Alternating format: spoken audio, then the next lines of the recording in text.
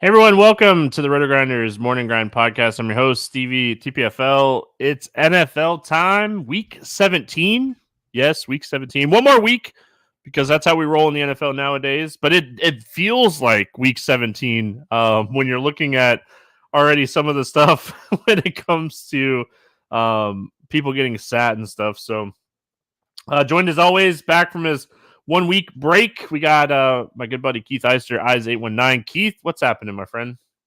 Not too much. We're 13 games on the slate too. We've been used to these like 9 and 10 gamers the last few weeks, so a big old 13 gamer to break down here. Had a good night in the NBA streets. If you guys were checking out Grinders Live, Dean and I talked about the net situation, and it played out exactly how we feared it kind of might, where Bridges and Cam Thomas barely played. Was all over SGA. He had a nice day. If I would have had my Booker and Kevin Durant exposure swapped, it could have been a huge night for me. But went heavy on Booker, and it was Durant that went nuts. But like somebody on that Phoenix side to go off against Houston without Dylan Brooks. But good night in the NBA. Ready to break down some NFL.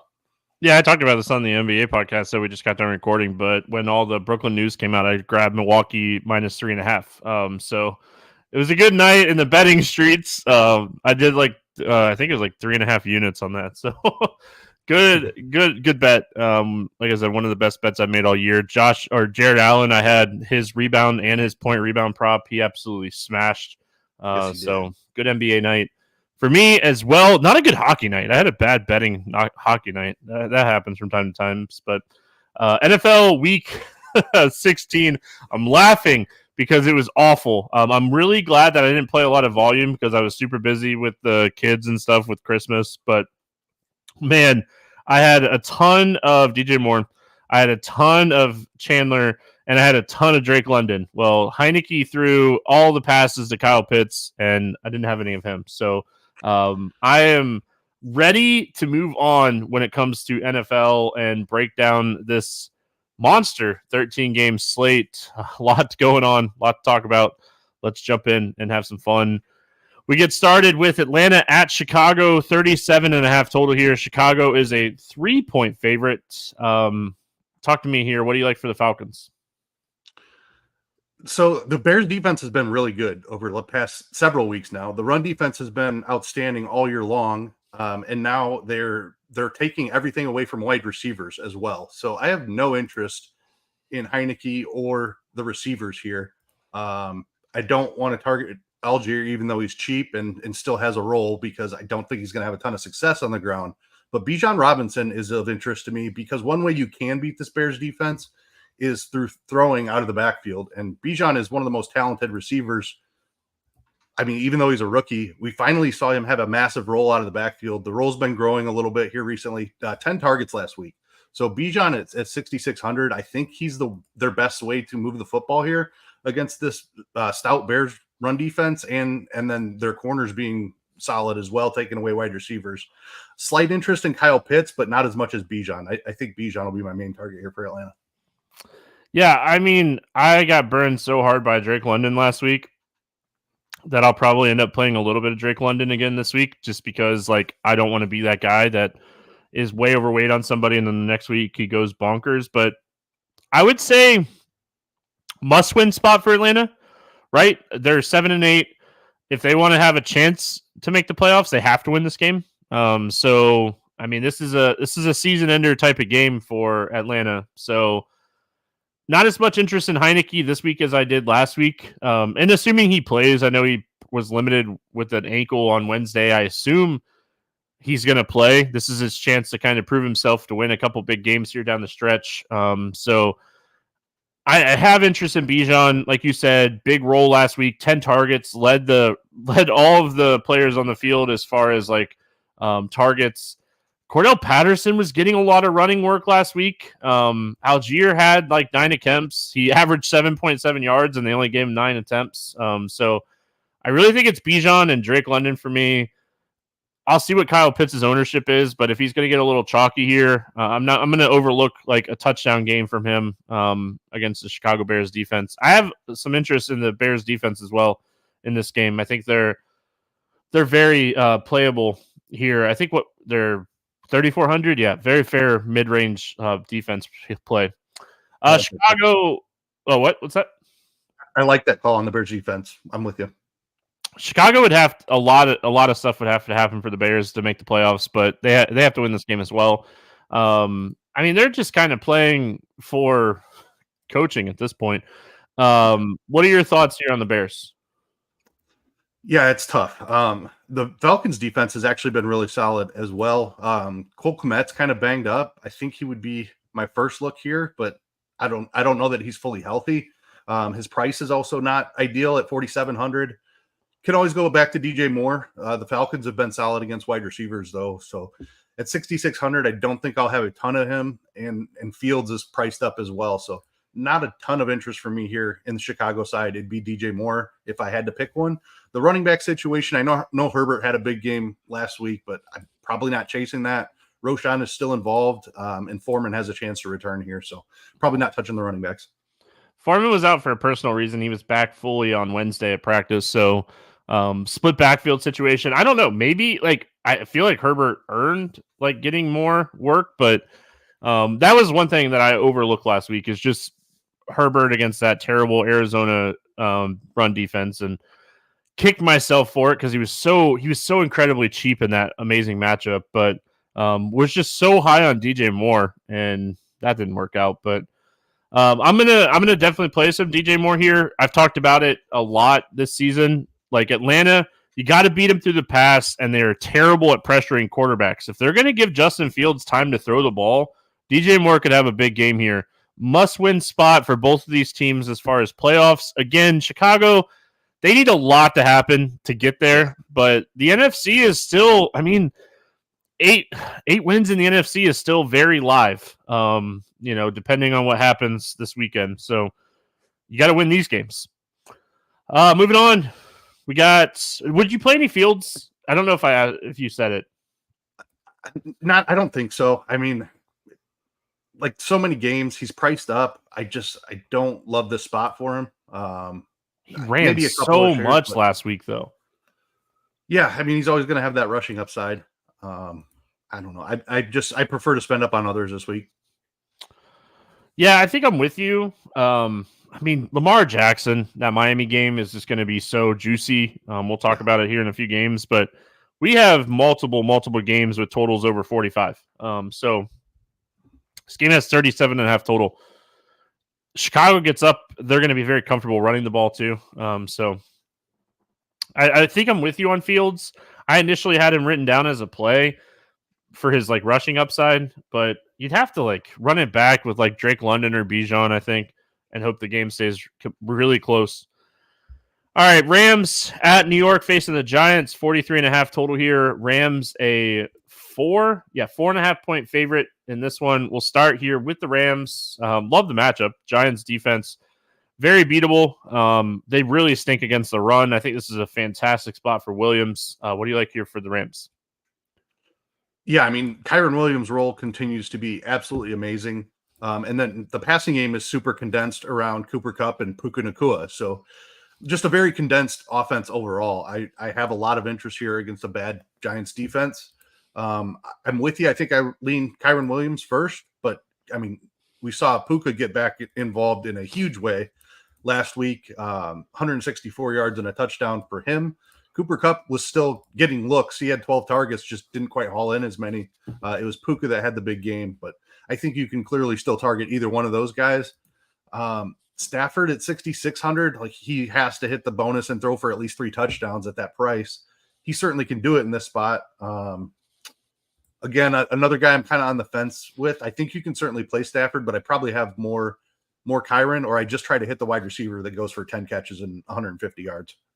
Yeah, I almost think if you're playing Stafford, you're playing Cooper Kupp and Puka, and hoping that Williams doesn't have a big game, kind of thing. Yeah. But I mean, I have a ton of interest in Kupp, Puka, Williams. Stafford he's I think he's an okay play, but like you said, he needs the bonus. He just doesn't run.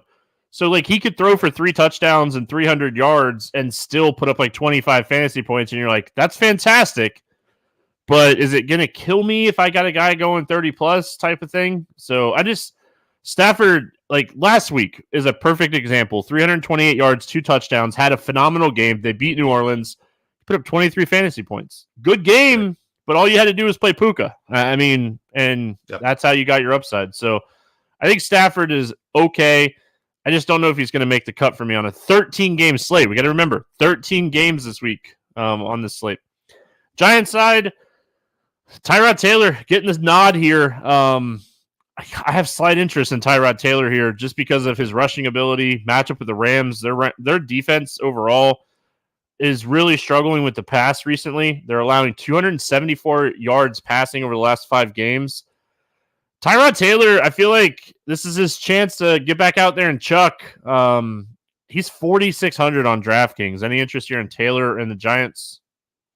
Yeah, I do have some interest in Tyrod, just because he's 4,600 and he runs. So you can play him naked if you want to. I think you could pair him with wide receivers. Slayton caught a big touchdown. That was an Island game, I think. Was that Sunday night or Monday night? But big game for Slayton. Wandale is going to continue to get the targets, but they're all going to be short area stuff. But they're both still cheap, so I wouldn't mind pairing Tyrod with one of those guys. Probably out on Saquon in this matchup. Let me see here. Waller looked like he was going to come back to a pretty decent role here after 6 targets, and then he disappeared. I don't think he had a target in the first half of the Philly game. I don't think he had a target in the first 3 quarters. Yeah, just insane stuff. I don't know why he wasn't involved.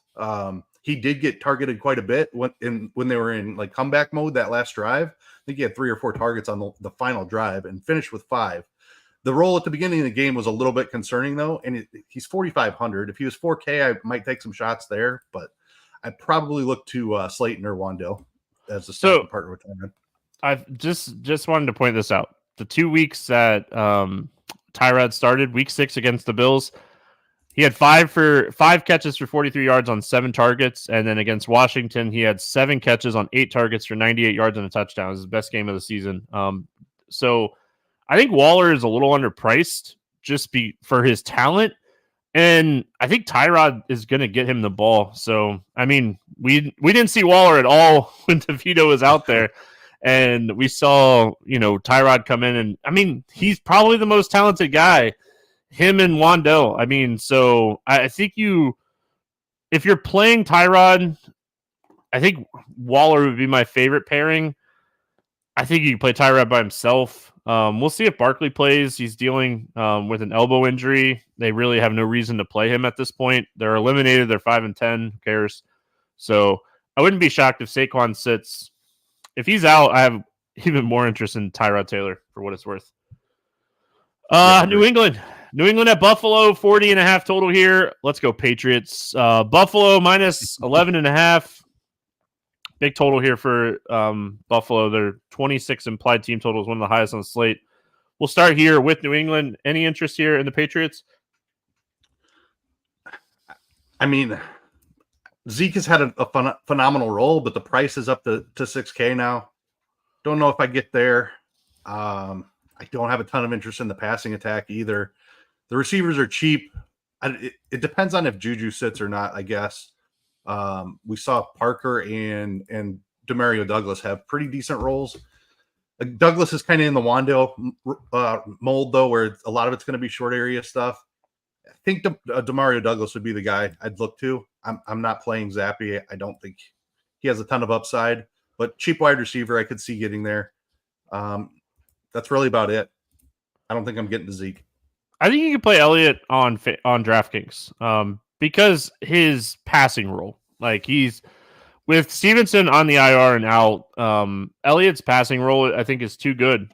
They've been using Kevin Harris as getting more and more rushing attempts and just using Zeke as a pass catcher. He's basically like a wide receiver at 6K getting 10 targets a game. So I think, we know that New England's going to be trailing in this game. Buffalo is going to be up in this game. So I think on DraftKings, you could play Elliott. If he gets 8 catches for 60 yards, that's 14. If he adds any touchdowns or carries or anything on top of that, it's bonus. So I think Zeke's okay. I just don't know. Is his ceiling enough? His ceiling is probably 25 to 30 points. We wouldn't be mad about that at 6K. But I'm with you on the wide receivers. Douglas and Parker if Juju sit, but I'm not going out of my way to play these guys. I would only play them if Juju's out. And like if Henry sits too, like that would bump up the wide receivers a little bit for me as well. I'm not going to chase the Gesicki touchdown last week against Denver. On the Buffalo side here, I mean, Buffalo should smash, and we have not had a Stephon Diggs game in forever. It's been week 9 against Cincinnati, week 6. If we really want to look at like big games, he really hasn't had a big game since like week 5. Like Diggs is just, they need to get Stephon Diggs going, and this is a phenomenal matchup to do that.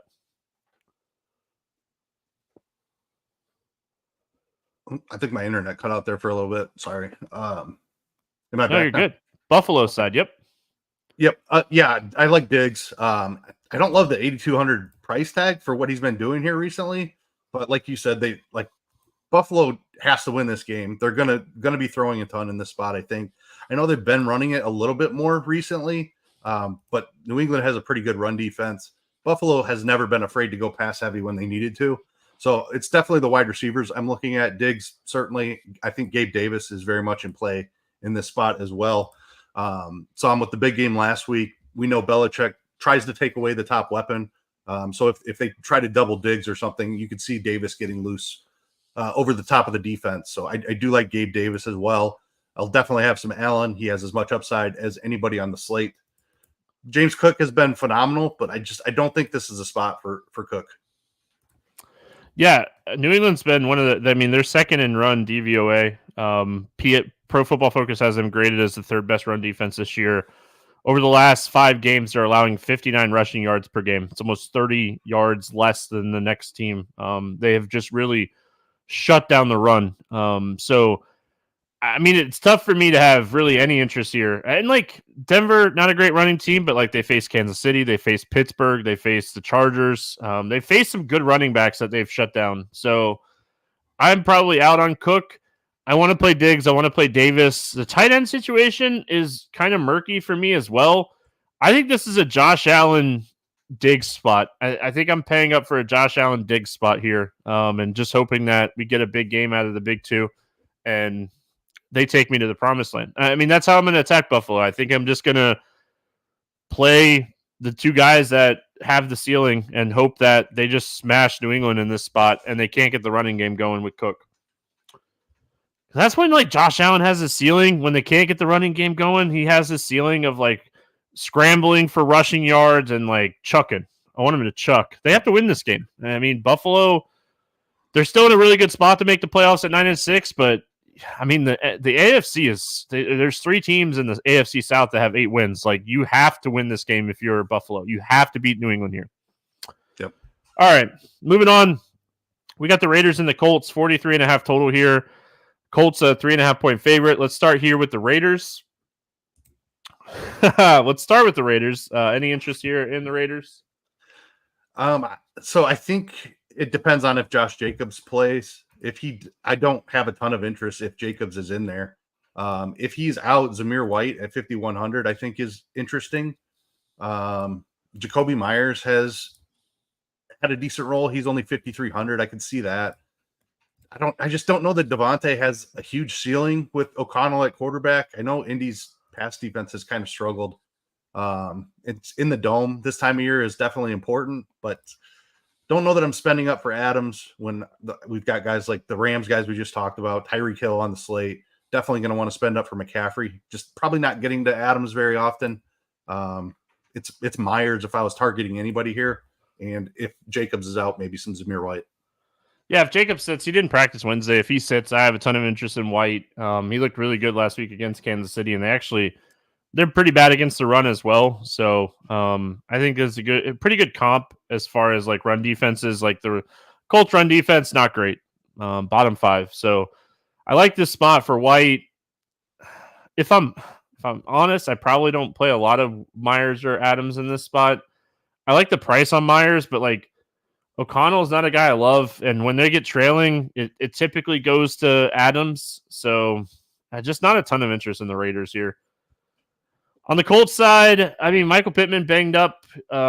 He was limited at practice on Wednesday. We'll see if he's back and good to go. Zach Moss was limited with the forearm injury. Jonathan Taylor, someone that like I had a good amount of ownership to him last week against Atlanta with no Moss, and he scored. I mean, we'll give him that. That's about it. What are your thoughts here on the Colts? Yeah, I mean, highly dependent upon the Michael Pittman situation. If he gets cleared, I think he's the guy that you want to play in the concussion protocol. Took that nasty hit, missed last week, but if he can make it back, I have some interest in Michael Pittman. If he sits, I don't know. Like Downs' price is up high enough. I know the role was there last week. He had 9 targets without Pittman, but at 5,400, I don't know if I would chase that. I'd probably look to somebody like Alec Pierce, who is only 3,900 and saw 7 targets himself. I think Taylor is definitely playable. You prefer Moss out in that situation. I think it's Taylor's backfield at this point anyway, but just for safety's sake, you want Zach Moss out. If you're trying to punt tight end, Kylen Granson did see 7 targets. That's certainly not a safe play by any means. They've kind of rotated like 3 or 4 tight ends in. It's a tough situation. But if you're looking for a punt, Granson did get some work. Yeah, I mean, ton of interest in Pittman if he plays. If he's out, I like the Pierce call at 3,900. He had a red zone target too that would have put him well above where he needed to be last week had he scored. So, yeah, I have interest in Taylor. I have interest in Pittman. I don't think I play Minshew in this game. I will say, like, must-win game for both teams as far as like playoffs are concerned. Like the Colts in that AFC battle where it's up for anybody to grab, really. And the Raiders, they're 7-8. They'd have to win out and get lucky, but if they lose this game, it doesn't matter. All right, Arizona at Philadelphia. 48 total in this game. Philadelphia, 10.5-point favorite. Philly, one of the highest implied team totals on the slate at 29.25. Let's go Arizona first. You can beat Philadelphia through the air. This pass defense is beatable through the air. The question is, do we trust Kyler Murray? Second question is, does he play? He was out with illness. I don't trust Tune if he's going to play. I'd play a ton of Philadelphia defense. Assuming Murray plays, I think I have some interest here in the Arizona receivers, but I mean, gosh, they were so awful last week against Chicago. I know you talked about the Chicago defense. I think I'd be willing to go back to Trey McBride if we get news that, Murray was going to play. Yeah, McBride is definitely the pass catcher I would want to play in this situation. The receivers are just really hard to figure out, especially if Hollywood Brown returns.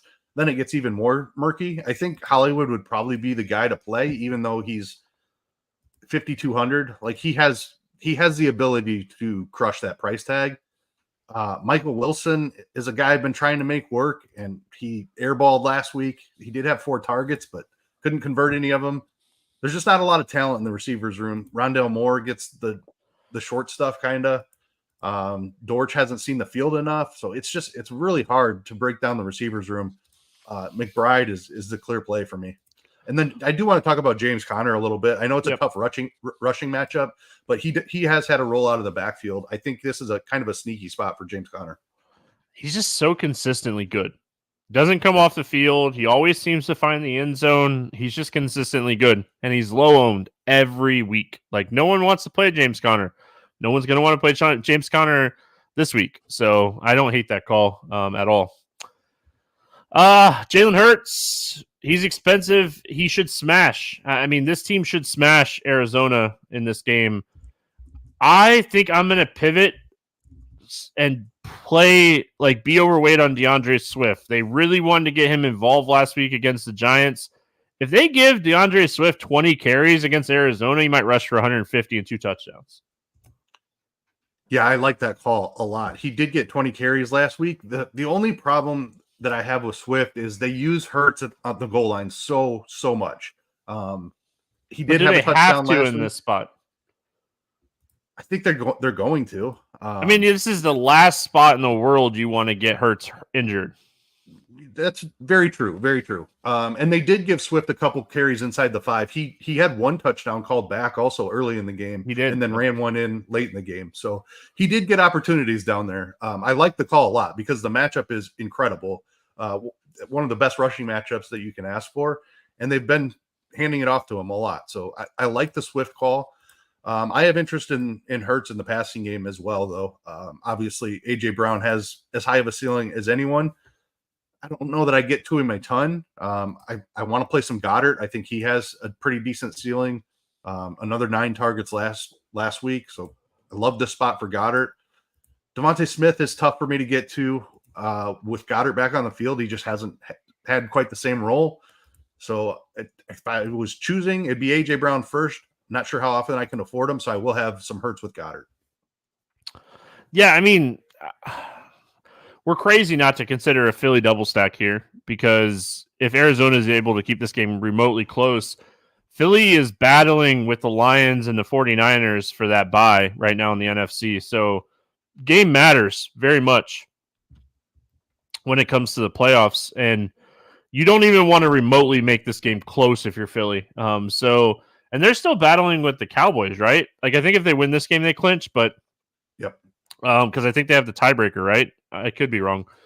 Anyway, I mean, it's an expensive double stack, but Philly's ceiling here is like 6 or 7 touchdowns. So, I mean, it might even be more than that in this matchup. So, at home in Philadelphia, these fans egging them on. Yeah, I mean, this is a spot Philly scores a lot. So, it's an expensive double stack, but I think that it's a double stack we look at. And Goddard would be that second piece. So I'll probably end up playing Hurts, Goddard, Brown, some Hurts, Goddard, Smith, and then I'm definitely going to be playing a lot of DeAndre Swift in this game. I like him a lot here.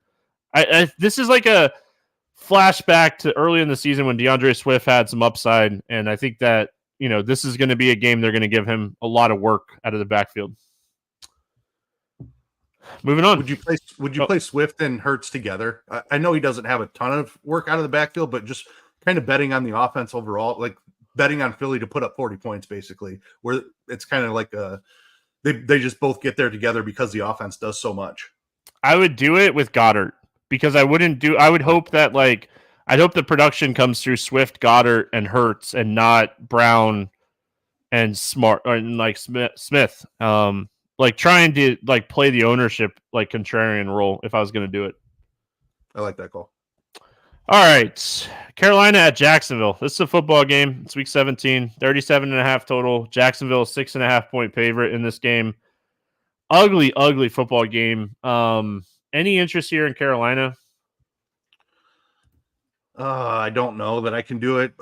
Bryce Young finally had a pretty decent game. 25 DraftKings points, over 300 yards. I don't think I'm chasing that here. The Jacksonville defense doesn't necessarily scare me. I don't trust the wide receivers. Like DJ Chark had a monster game. I don't know that he's repeating that. Like those don't come around very often. He is 3,600. If you think has a real role here, I mean, that makes for a pretty great play because the matchup against Jacksonville is solid.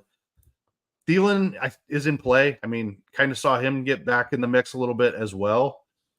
Again, it's just I don't trust that the offense can play as well as they did last week. So I don't think there's any chance I'm playing Bryce Young. Like we have all the stud quarterbacks back on this one, right?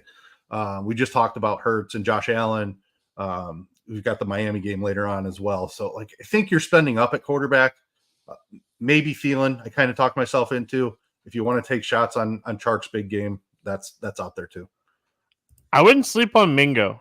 He still played 92% of the snaps last week. He only had one target. He was on the field a ton.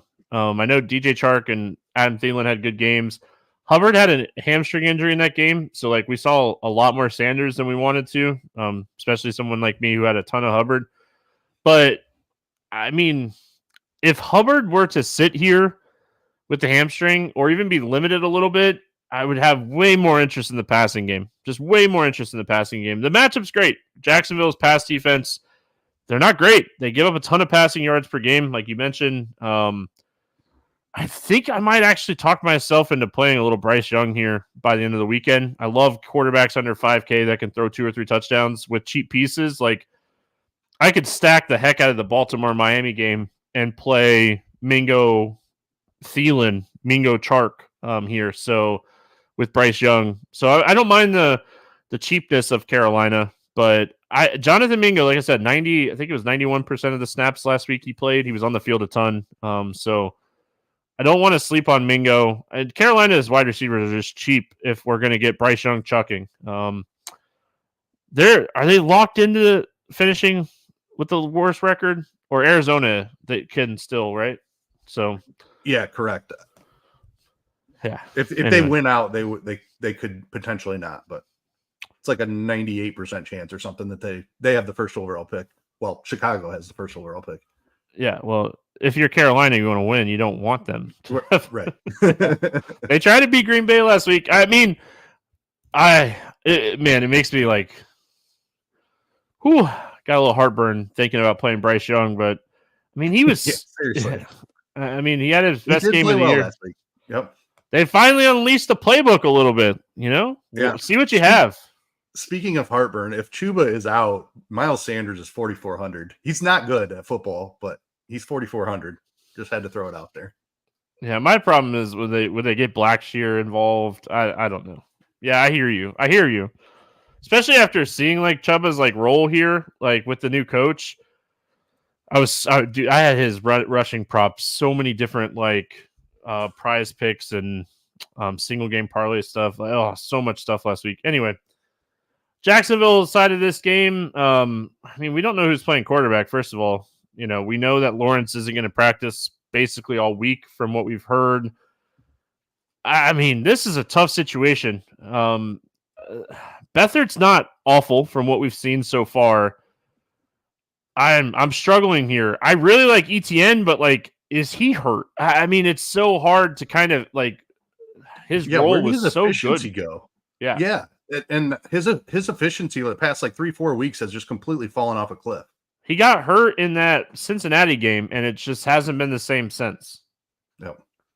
So I don't know. I like ETN a lot if he is going to be on the field and getting the work, because this is a phenomenal matchup against Carolina's run defense. I don't know. I think that this is a spot we potentially play ETN and just hope for the best, because you want Jacksonville to be ahead. If Beathard is playing, I think they're going to rely on ETN a little bit more. So I might just say, hey, let's see what happens with ETN this week. Yeah, I don't mind it. I think we definitely have to talk about Evan Ingram a little bit as well. He's priced all the way up to 5,700, so it's not comfortable, but 15 targets last week. Beathard came in and just started chucking into Ingram. Straight to Ingram. That's the only guy he looked at. He was like, he did that in Cleveland too. When he came in the game against Cleveland, he did the same thing. Yeah. So if Beathard's starting here, like I think Lawrence probably makes it back. They really need him. But if it's Beathard, I'd be taking some shots on Ingram. Or was it Cincinnati? I think it was Cincinnati. Whatever game it was that he came in, he just instantly started chucking to Ingram. So I think Ingram top end tight end play for sure. I think Kelsey and McBride. We're going to talk about we talked about McBride, but I think this is a week that Travis Kelsey might be worth the price of admission. But we'll get there in a minute. But yeah, I mean Jacksonville. I think it's for me on Jacksonville. It's ETN. It's I love the Ingram call. If Zay Jones is out, I'll probably play a little bit of Calvin Ridley. That's about it for me on Jacksonville. Yeah, I'm with you.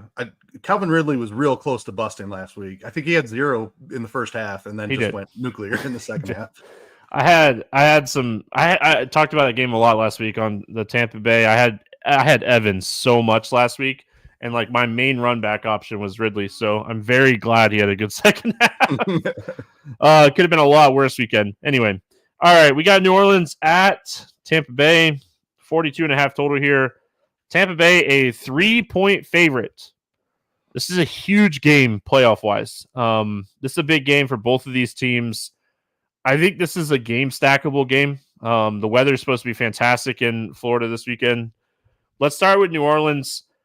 While I don't love playing Derek Carr, and I'll probably end up more on the Mayfield side, Derek Carr was chucking last week against the Rams, and now this team has won 2 of their last 3, Huge loss last week against the Rams. Huge spot for New Orleans. And I mean, I want Olave to play so bad in this game. There's also reports that like Mike Thomas could be activated, but he didn't practice Wednesday. What are your thoughts here on New Orleans? I'm with you on the Chris Olave stuff. If he plays, he's one of my favorite wide receivers of the entire week. We've been targeting this Tampa Bay defense with passing attacks for several weeks now. I think this is an awesome spot for Derek Carr and the pass catchers. Throw Rashid Shaheed in there as well. We know he's capable of catching very long touchdowns. Probably not messing with the tight end situation.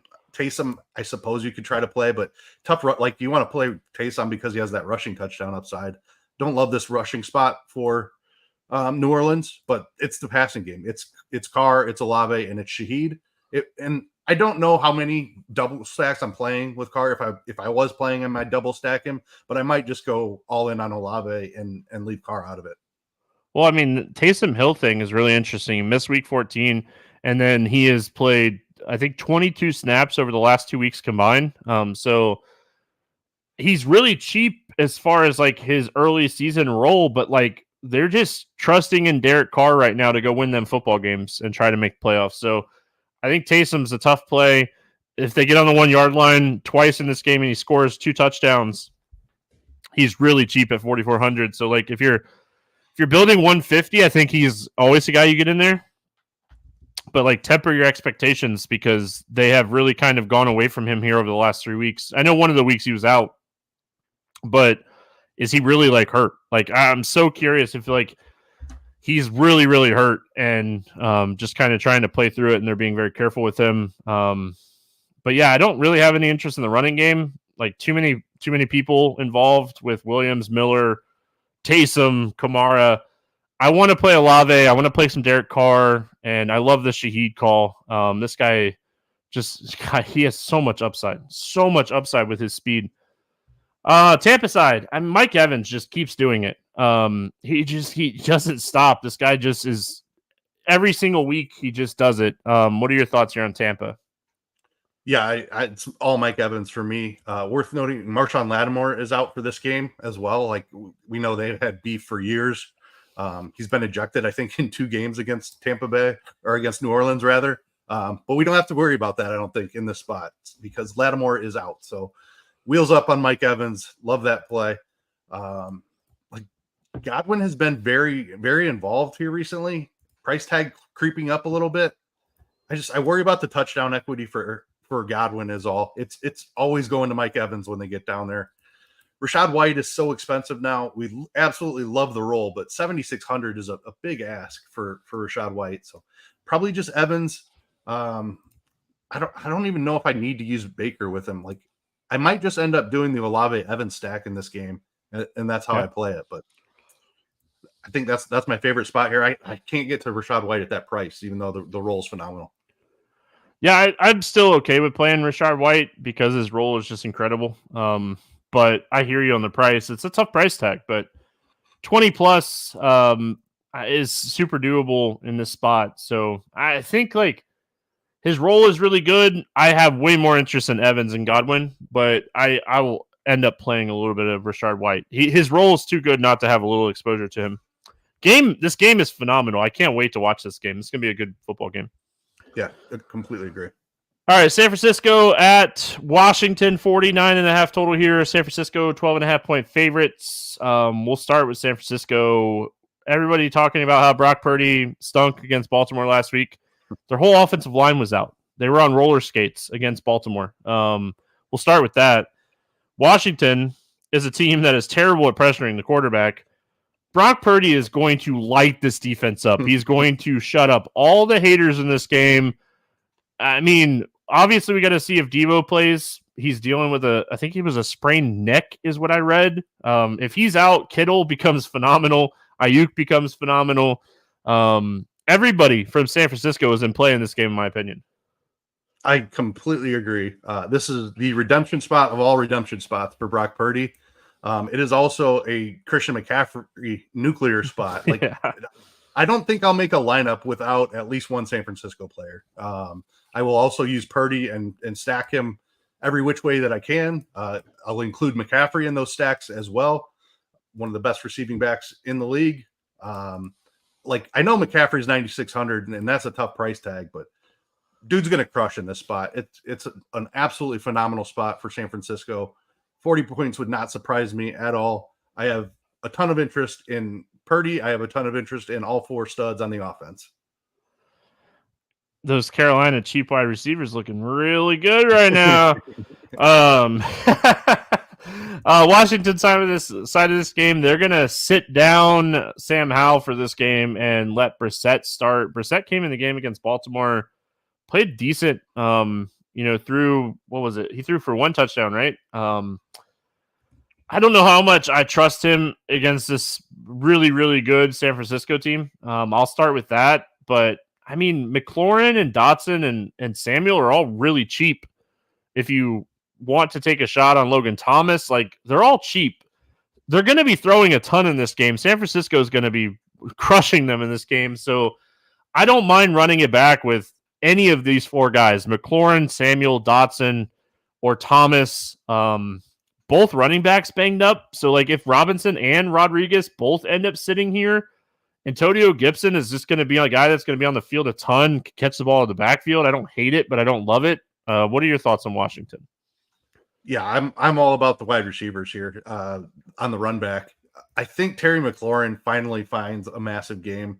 Brissett, when he came into that Rams game, kind of locked on Terry, and it was a really tough matchup for McLaurin last week against the Jets. Obviously, they have one of the best secondaries in the entire league. San Francisco's is really good as well. I don't think it's quite on the level of the Jets. The San Francisco pass rush is definitely a concern against this horrible Washington offensive line. But if Brissett has any time to throw it all, I think McLaurin has a monster game in this spot.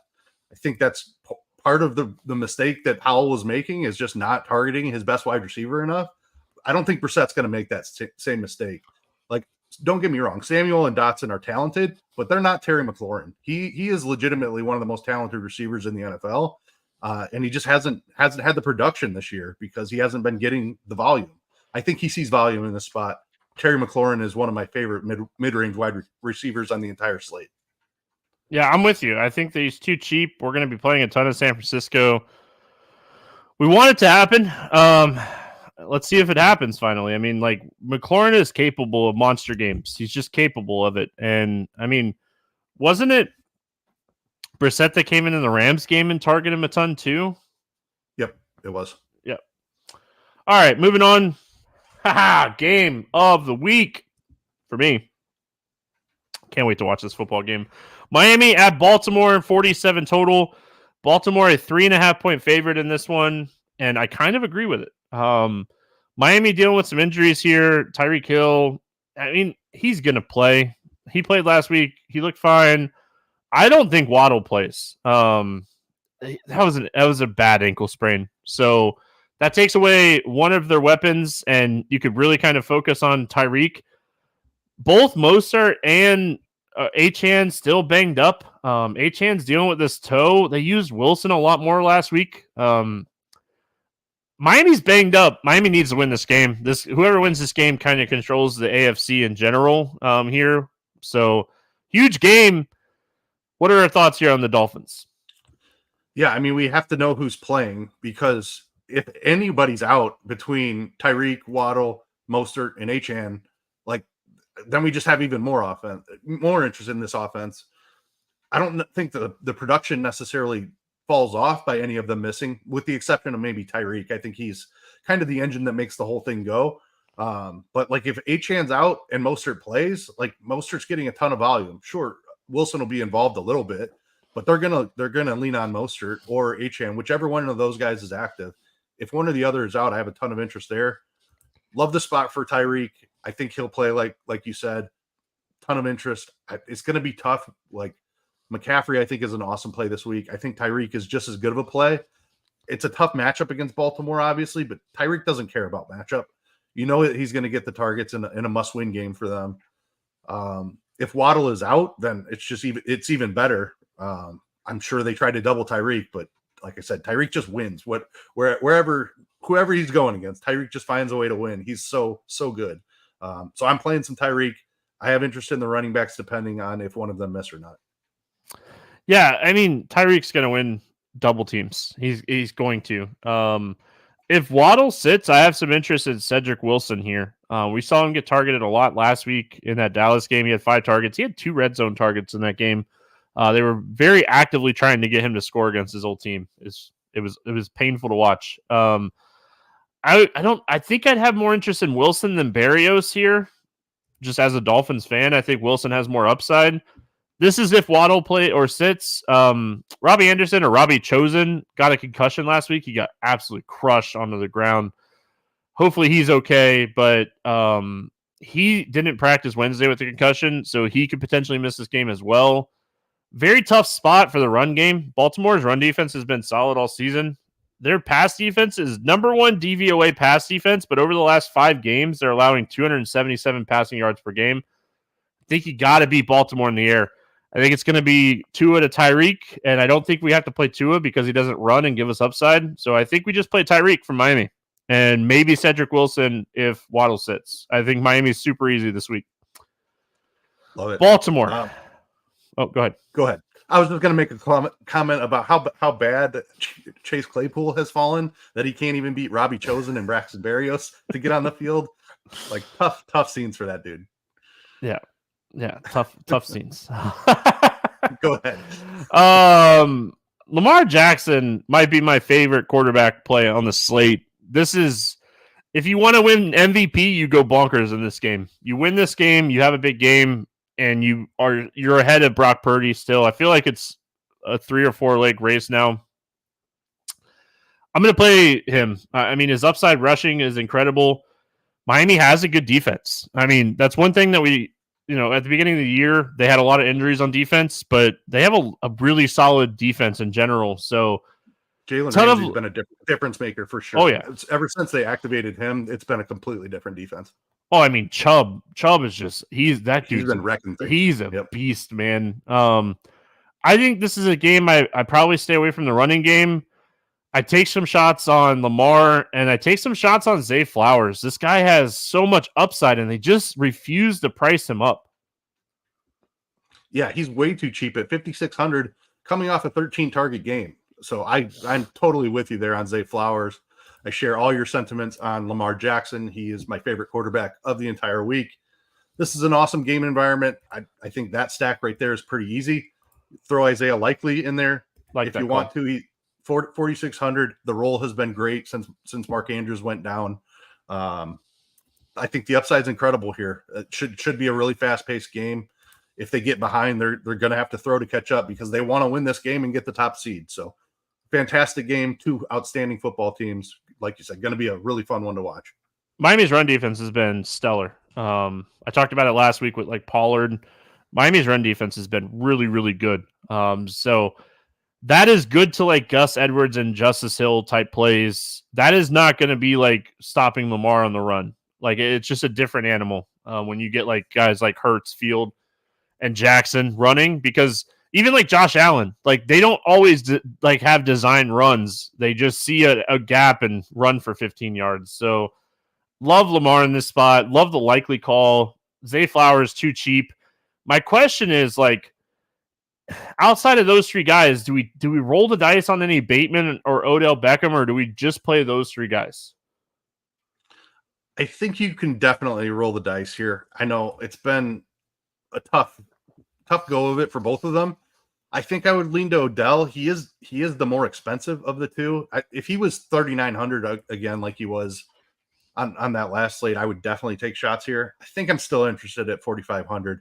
I don't, especially if Flowers is a little bit banged up, I could see him getting involved. I just don't know that Bateman has it. So it's Odell for me of those 2, but I definitely think they're both in play. Yeah, Bateman's going to get those 3 or 4 targets down the field. And if he turns one of those into a touchdown, yeah. Right. But he hasn't done that this year. He's so cheap in this game. This game environment just seems so good. But the thing that I like about this game so much on the DFS side of things is we know where and who we want to play. It's really easy to target this game. So I like it a lot. Hope Miami wins. Tennessee at Houston, 42.5 total in this one. Houston, a 4.5 point favorite. We'll start with Tennessee. Levis, full practice Wednesday. I mean, do we know if he's going to, I don't think it's been announced if he's going to start or not. I assume after how bad Tannehill was last week, they go back to Levis here. Any interest in Tennessee? I mean, another dome game that I'm just not sure I have a ton of interest. No, I think it is. I think they would go back to Levis if he's healthy, and it looks like he is. I guess that gives me a little bit of interest in Hopkins in the dome. I have respect for Houston's defense, and I don't know that I trust Will Levis. So it's mild interest at best. Hopkins is the guy. I think you could play Chig for a cheap tight end. Another 6 targets last week. He's had a really nice role here down the stretch of the season. I've been trying to make Treylon Burks, or tried to make him work a little bit last week. Didn't work out. I think you can still go back there. He's still near minimum price, but Hopkins would be the clear target here.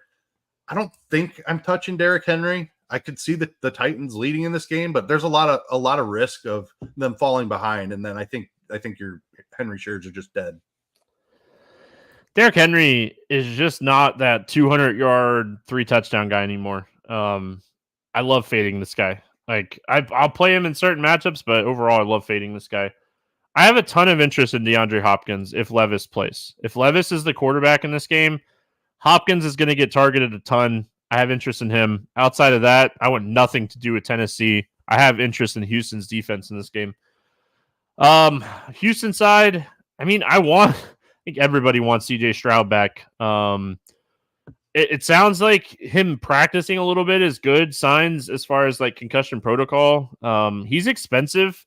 I don't know if I necessarily would play him, but I would definitely be playing Nico Collins, Robert Woods. Noah Brown got banged up with a knee injury last week. Still ended up getting 7 targets in that Cleveland game. A lot of interest in the Houston side against this Tennessee pass defense.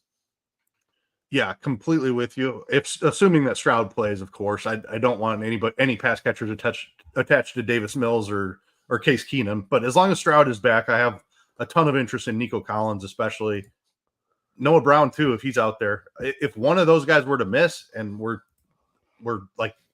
then I think Collins and Brown both become phenomenal plays. Whichever plays, obviously, one in, one out could be a situation where I am heavily targeting the other guy. Woods is interesting. He's really cheap. I don't know that he has the upside of the other two. But again, if one of those guys misses, I think he's certainly in play. If Noah Brown sits, I have interest in Woods. That's about it. Yeah. I will say, I don't care who the quarterback is. I have interest in Dalton Schultz. I mean, he just seems to be like a check down option. If it's Keenum or Mills, I mean, it's if Stroud's in there, I definitely have interest in Schultz. So I just think Schultz, we have a lot of tight end plays up towards the top this week. Likely in Schultz in this mid-range. Seem like the 2 guys that I'll be looking at in that range on this slate. All right, let's go to Seattle. We got 41.5 total. Seattle, a 3.5 point favorite. Pittsburgh at Seattle. Let's start here with the Pittsburgh side of things. We go to these late games, and man, we just talked about so many juicy games. The thing here that I think the first thing that we should be watching here is Najee Harris is dealing with a knee. He missed practice on Wednesday. He's missed practice many times this year. If he were to sit, Warren and against the Seattle run defense would be phenomenal. I have interest in Warren regardless of Harris playing or not. And then do we think Pickens, after his monster game last week, gets some ownership here? Yeah, I do think people will chase that. Especially, it's even if Pickett is the quarterback is healthy, they stay with Mason Rudolph, right? They have to after that performance. They already said that Rudolph's starting. Did they? Okay, I missed that. So yeah, I mean, he was clearly the guy. I think that he does get a little bit of ownership, but at 5,300, I still have interest. I mean, I don't expect him to break off 2 massive touchdowns again, but 6 targets was nice to see. And as long as Rudolph is capable getting the ball into his hands, like Pickett has not been able to pretty much all season long, I definitely have interest. I don't think. I mean, if it's Pickens or Deontay Johnson, I'm taking Pickens every time.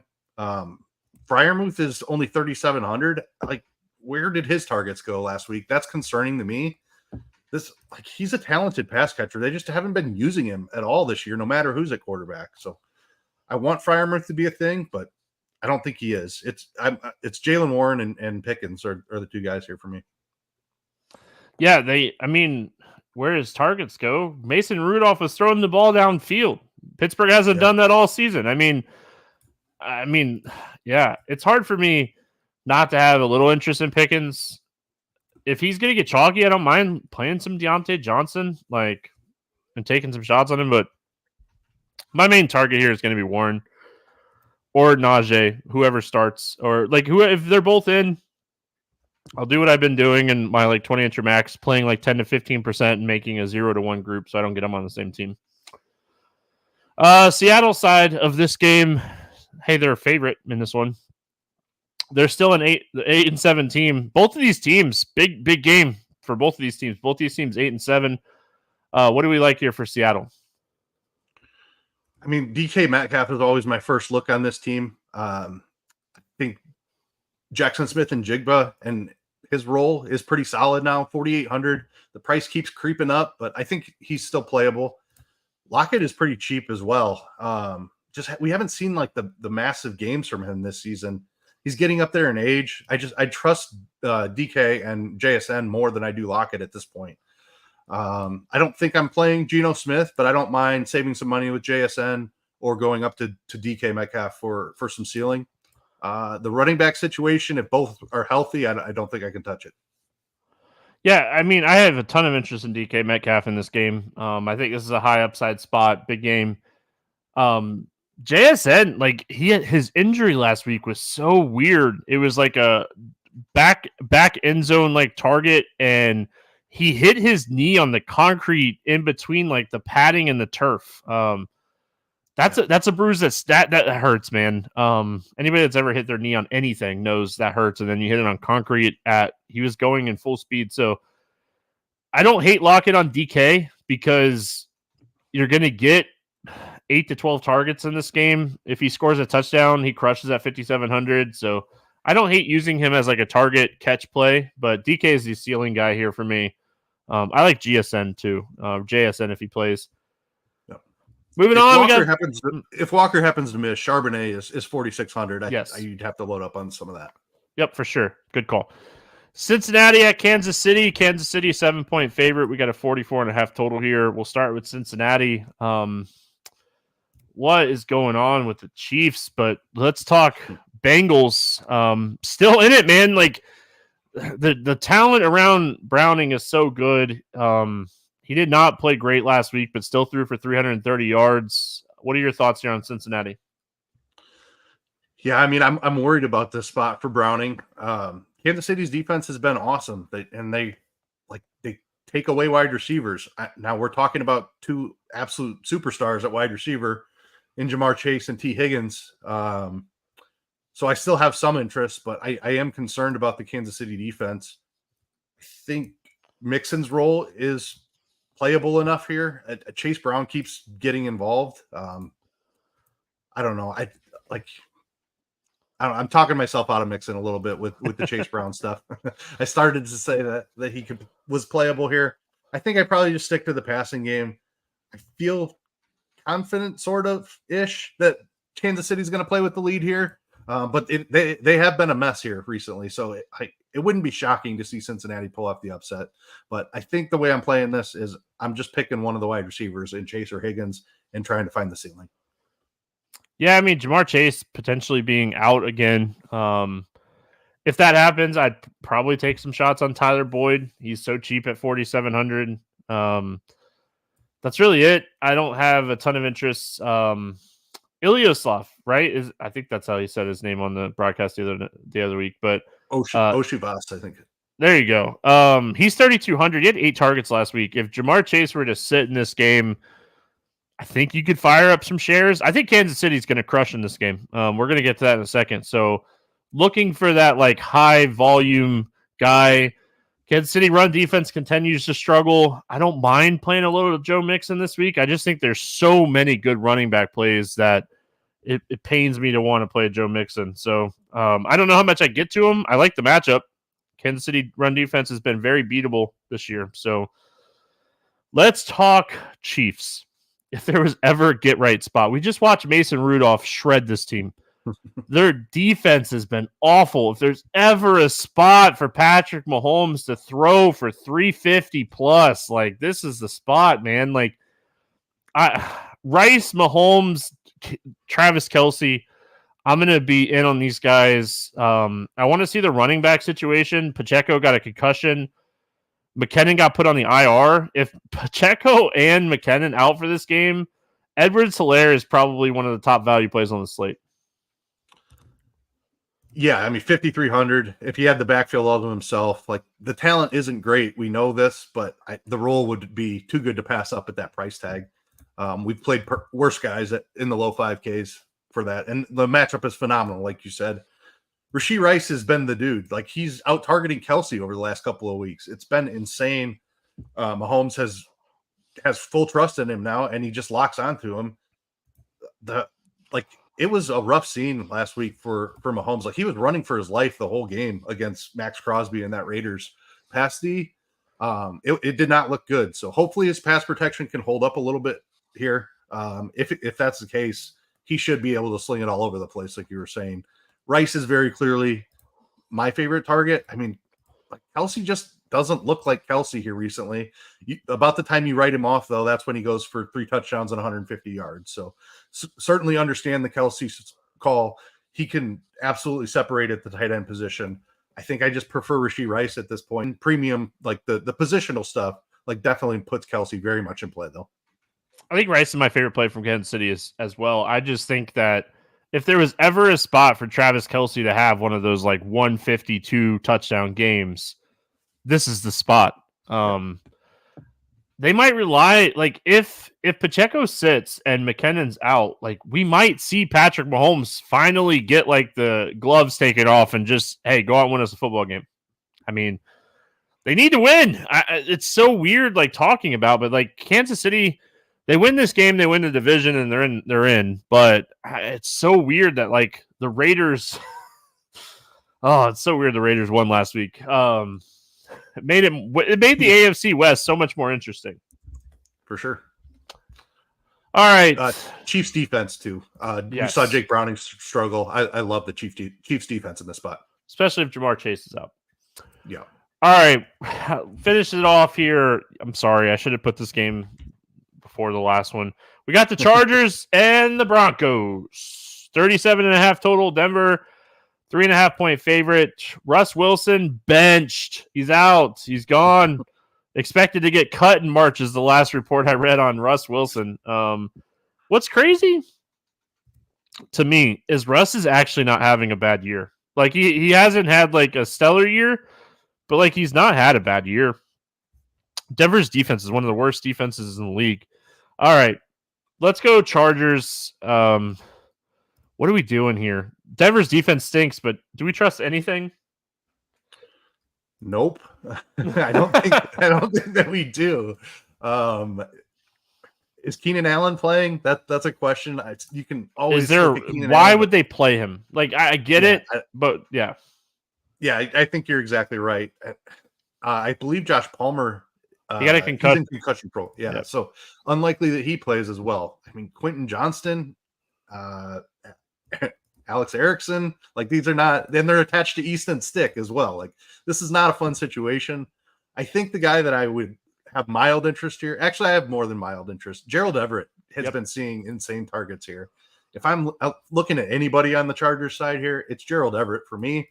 Austin Eckler looks cooked. The role has not been great. Like I don't think I can play a ton of these Chargers, but I do have interest in Gerald Everett at 3,500. Yeah, I love the Everett call. I mean, I don't want to play Easton Stick here, but I'll definitely take some shots on Everett. If Palmer and Allen both sit in this game, I think I'm forced to play a little bit of Johnson at 3,700 just for the game flow of this game. So he's not been great, but No, he hasn't.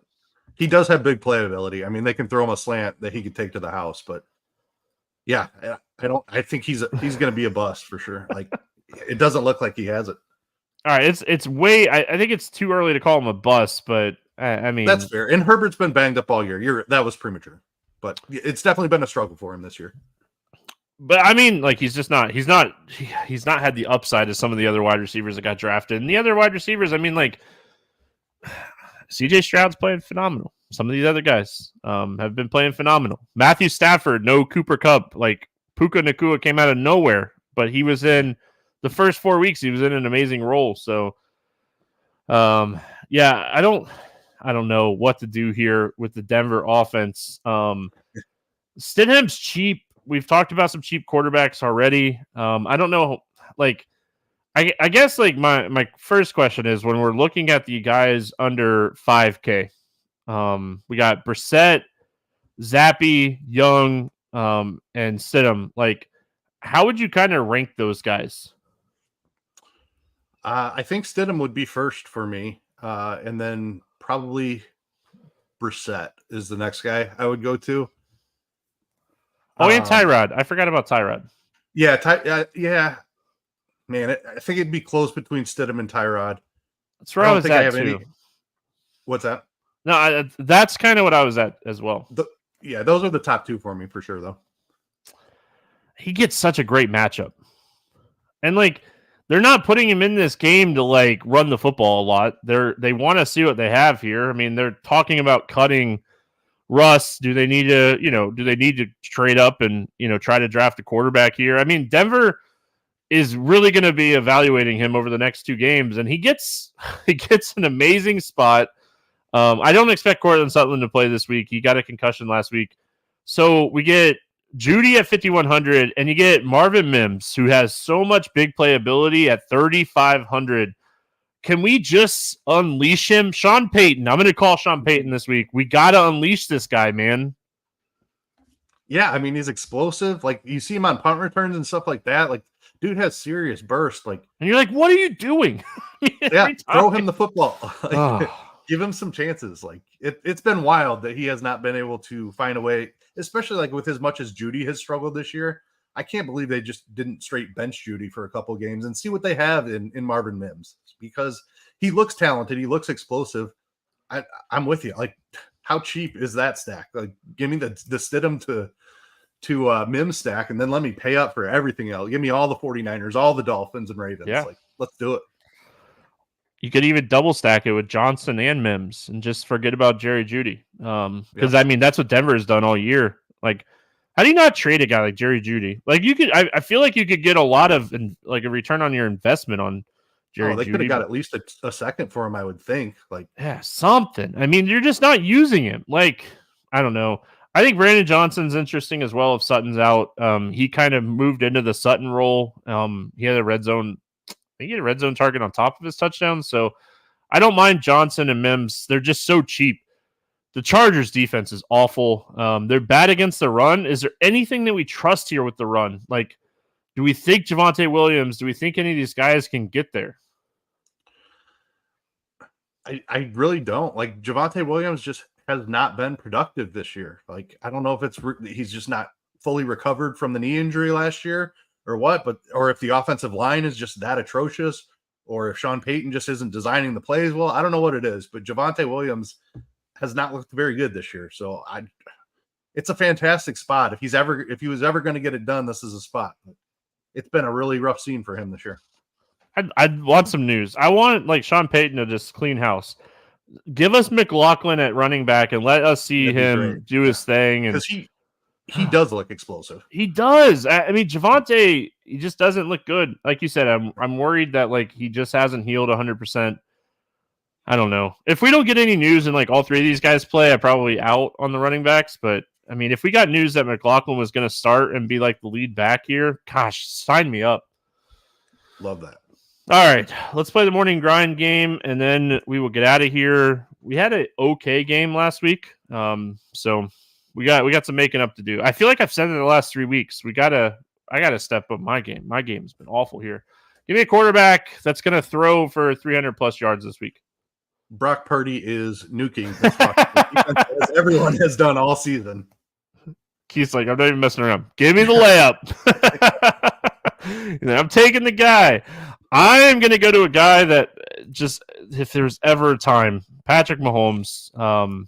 This is your chance to just light it up. All right, we're low on running back for a touchdown. We're recording on Wednesday night as usual. No ownership yet. What do you got for me? You said this guy is always low owned. I definitely think he's going to be low owned in the spot. James Conner. He just finds a way to get it done every week. He does. He just, the guy scores. He just gets in the end zone so much. We think DeAndre Swift will be chalky. Do we think Zeke is going to be chalky? Actually, you know what? I'm going to go to my guy. Give me ETN. He will not be. I think Zeke will have ownership for sure, but ETN, you're safe there. Give me ETN. All right, quarterback, wide receiver, stack for a touchdown. Give me Lamar Jackson to Zay Flowers. I should go to it, Tyreek. I'm not going to. There's no fun when we do that. I'm going to go Geno to DK. Love that one. They have to win. I mean, wide receiver for 8+ targets. Give me Chris Olave, assuming that he plays. If he happens to sit, can I take two, or you want to throw one out there? No, first? go ahead. Terry McLaurin. Yeah, I like that. I wrote down two names, and you didn't pick either one of them. I think Diggs is too chalky. Maybe he's not because he's expensive. Give me Stephon Diggs. I think Josh Allen is going to get Stephon Diggs going before the playoffs, and I think this is the perfect spot to do it. Tight end for a touchdown. Who's scoring? Gerald Everett. I don't think there's going to be anybody in the wide receiver room there. We've seen Stick kind of lock on to Everett here recently. He should get plenty of targets.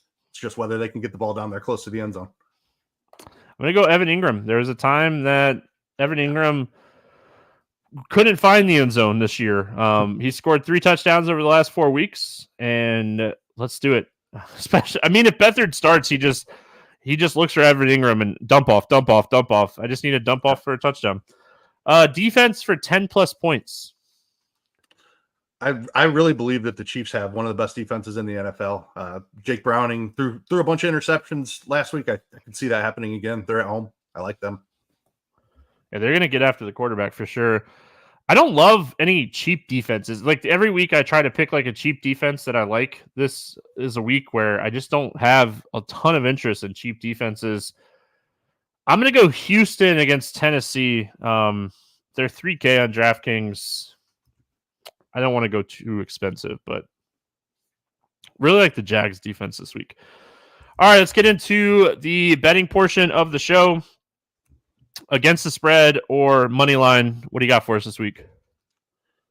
Give me Seattle -3.5 at home against Pittsburgh. I know that Mason Rudolph played well last week. I don't buy that. We've seen him play poorly throughout his whole career, so I'm not buying that he's magically this great quarterback. I like Seattle to get back on track here at home. Yeah, I like that call. Man, I hate I hate taking teams with this much juice, but I'm going to take Philadelphia. They're -10.5. I don't think it's going to be that close. I just strongly consider that one as well. I'm fully on board with you there. I think they're out to prove something here. They've struggled a little bit. They need a statement game. Arizona's so bad, man. Yeah. All right, give me an over/under. What do you got? Give me New Orleans, Tampa Bay over 42.5. You said it's great weather down there in Florida. With New Orleans defense banged up, Tampa Bay's defense we know can be very vulnerable through the air. I think this is a high scoring shootout here. I already bet this. I'm with you 100% on this one. I like this one a lot. Gosh, you took mine. All right. I had a feeling you were gonna like that one too. Gosh, I really like that one. I mean, the homer in me likes the Baltimore game to go over. So I'm going to go Baltimore, Miami over 46.5. I think that's going to be a really close competitive football game. And I think it's going to be high scoring. So give me the over. I think they'll push each other for sure. Yep. I like it. All right. Give me a player prop that you like this week. Give me Bijan Robinson over 25.5 receiving yards. Chicago has a really tough run defense. We know Atlanta likes to run the football. I just don't think they're going to be able to do it that well at Chicago. So I think they need to turn to the air, and Bijan out of the backfield should be a clear path for them to move the football in a game that they need to win. You said it's 24.5? 25.5. I mean, that's still solid. I like that one. Yeah. I like that call. I'm going to go to my guy, man, Mike Evans. He's sitting at 64.5 here receiving yards. Like you already talked about it. No Lattimore. They say he's doubtful to get him, and Thomas are both doubtful to play this week. I'm going to go to my boy, Mike Evans, over 64.5 receiving yards. That's what I had for my pick 'em. Yes, finally. I love when we agree. But I don't like when you take my pick.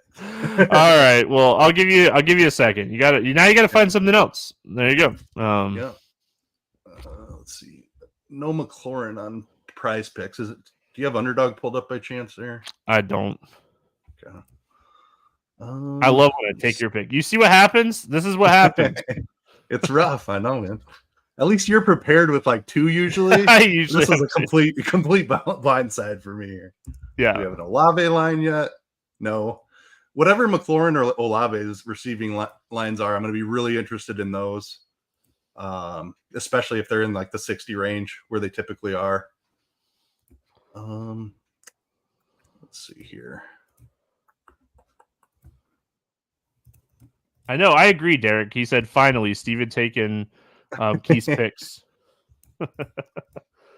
So Olave is at 66.5 on the sports books. Can we just put that one down? And I mean, I assume that it's going to open in the same range.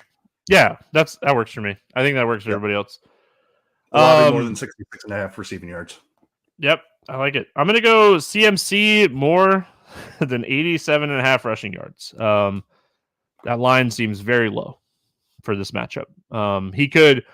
I mean, like, he's gone for over 100 rushing yards in 4 of his last 5 games, and he's been over 90 in 5 straight, and he gets one of the best, if not the best, matchup in the league.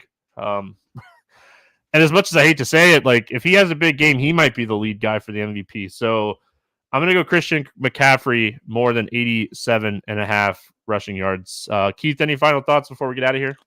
Love that McCaffrey call. I do think that, like, they're going to be pulling away in this game, and I truly believe that they'll be padding McCaffrey stats here. So I love that call. Wild, massive slate again. We have 13 games after not having more than 10 last week. So huge slate. There's some fun games on this one too. That Miami-Baltimore game, though, definitely the clear standout of the slate. I will say this too, like, watch the weather. We stopped talking about weather when it comes to NFL because it changes so much throughout the week. So watch the weather. It is that time of the year where you have to pay attention to the weather. Happy New Year, everyone. We'll be back next week for week 18 and a ton of mess. But honestly, I'm actually kind of excited for next week because there's so many close like playoff races where I feel like we're going to have a lot to discuss next week as far as week 18 slates are concerned. So hope everyone has a fantastic week 17. We'll see you again next week. Have a happy and safe New Year.